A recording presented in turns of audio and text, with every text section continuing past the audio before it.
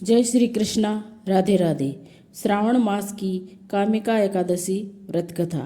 युधिष्ठिर ने पूछा, गोविंद वासुदेव, आपको नमस्कार है। श्रावण कृष्ण पक्ष में कौन सी एकादशी होती है, उसका वर्णन कीजिए। भगवान श्री कृष्ण बोले, राजन सुनो, मैं तुम्हें एक पाप नाशक उपाख्यान सुनाता हूँ, जिसे पूर्व काल में ब्रह्मा जी ने नारद जी के पूछने पर कहा था। नारद जी ने प्रश्न किया, भगवान कमलासन, मैं आपसे यह सुनना चाहता हूँ कि श्रावण के कृष्ण पक्ष में जो एकादशी होती है, उसका क्या नाम है, उसके कौन से देवता हैं तथा उससे कौन सा पुण्य होता है। प्रभु ये सब बतलाइए। ब्रह्मा जी ने कहा, नारद सुनो, मैं संपूर्ण लोकों के हित की इच्छा से तुम्हारे प्रश्न का उत्तर दे रहा हूँ। श्रावण मास में जो कृष्ण पक्ष की एकादशी होती है, उसका नाम कामिका है। उसके स्मरण मात्र से वाजपेयी यज्ञ का फल मिलता है। उस दिन श्रीधर, हरि, विष्णु, माधव तथा मधुसूदन आदि नामों से भगवान का पूजन करना चाहिए। भगवान श्री कृष्ण के पूजन से जो फल मिलता है, वह गंगा, काशी, नौमिषारण्य तथा पुष्कर क्षेत्र में भी सुलभ नहीं है। सिंह राशि के बृहस्पति होने पर तथा व्यतिपात और दंड योग से गोदावरी स्नान से जिस फल की प्राप्ति होती है, वही फल भगवान श्री कृष्ण के पूजन से भी मिलता है। जो समुद्र और वन रहित समूची पृथ्वी का दान करता है तथा जो कामिका एकादशी का व्रत करता है, वे दोनों समान फल के भागी माने गए हैं। जो ब्याही हुई गाय को अन्याय सामग्रियों सहित दान करता है, उस मनुष्य को जिस फल की प्राप्ति होती है, वही कामिका का व्रत करने वाले को मिलता है। जो नर से श्रावण मास में भगवान श्रीधर का पूजन करता है, उसके द्वारा गंधर्वों और नागों सहित संपूर्ण देवताओं की पूजा हो जाती है।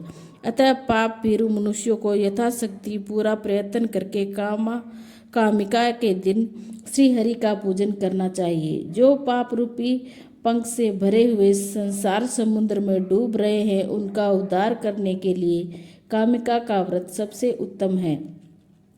आध्यात्म विद्या परायण पुरुषों को जिस फल की प्राप्ति होती है, उससे अधिक फल कामिका का व्रत करने से मिलता है। कामिका का व्रत करने वाला मनुष्य रात्रि में जागरण करके न तो कभी भयंकर यमराज का दर्शन करता है और न कभी दुर्गति में ही पड़ता है।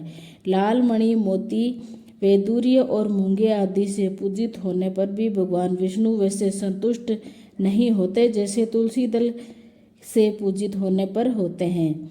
जिसने तुलसी के मंजीरियों से श्री कृष्ण केशव का पूजन कर लिया है, उसके जन्म भर का पाप निश्चय ही नष्ट हो जाता है। जो दर्शन करने पर सारे पाप समुदाय का नाश कर देती है, स्पर्श मात्र से शरीर को पवित्र बनाती है, प्रणाम करने पर रोगों का निवारण करती है, जल से सींचने पर यमराज को भी भय पहुंचाती है, आरोपित करने पर भगवान श्री कृष्ण के समीप ले जाती है और भगवान के चरणों में चढ़ाने पर मोक्ष रूपी फल प्रदान करती है, उस तुलसी देवी को नमस्कार है। जो मनुष्य एकादशी को दिन रात दीप दान करता है, उसके पुण्य की संख्या चित्रगुप्त भी नहीं कर सकते। एकादशी के दिन भगवान श्री कृष्ण के सम्मुख जिसका दीपक जलता है, उसके पितर स्वर्ग लोक में स्थित होकर अमृत पान से तृप्त होते हैं। घी अथवा तिल के तेल से भगवान के सामने दीपक जलाकर मनुष्य देह त्याग के पश्चात करोड़ों दीपकों से पूजित हो स्वर्ग लोक में जाता है। भगवान श्री कृष्ण कहते हैं, युधिष्ठिर, यह तुम्हारे सामने मैंने कामिका एकादशी का महिमा का वर्णन किया है। कामिका सब पातकों को हरने वाली है, अतः मानवों को इसका व्रत अवश्य करना चाहिए। यह स्वर्ग लोक तथा महान पुण्य फल प्रदान करने वाली है। जो मनुष्य श्रद्धा के साथ इसका महात्म श्रवण करता है, वह सब पापों से मुक्त हो विष्णु लोक में जाता है। बोलो कृष्ण भगवान की जय, विष्णु भगवान की जय।